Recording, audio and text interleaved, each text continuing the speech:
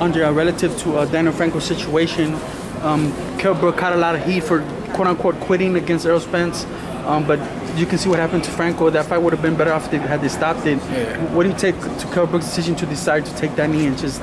I don't knock Kell Brook for that, man. Like, every man has to make that decision on his own, and I don't think it's right for other fighters to Criticize him? To bash another man for making that decision. He knows what he felt in that ring. We don't know what he felt. You know, and I'd rather him tap out and go home to his family than try to prove something for what, and then not go home.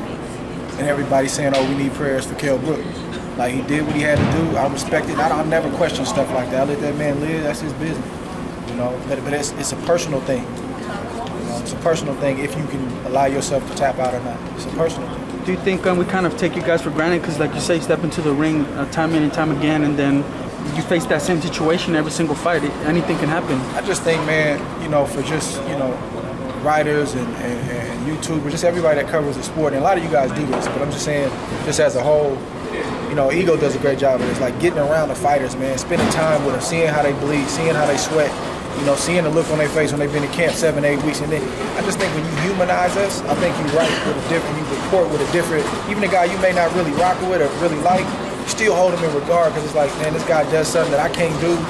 And I respect what he does. And I think he's going to lose, but I respect what he does. I think just the humanizing us is important, man. It's important. You know, like, flesh and blood, man, it's real. Yeah. You know? And we blessed to do extraordinary things. We human, bro. Your stablemate from Fora, Fast Stevenson, that could be a potential fight for you, man. Getting past Kovalev, not looking past this, obviously, but what did you make of Stevenson's performance? He crowned himself the great and the best, I think the best 175 pounder. What do you make of those comments? I mean, I think the two best in the division are fighting Saturday night. You know, and I think he's a good fighter.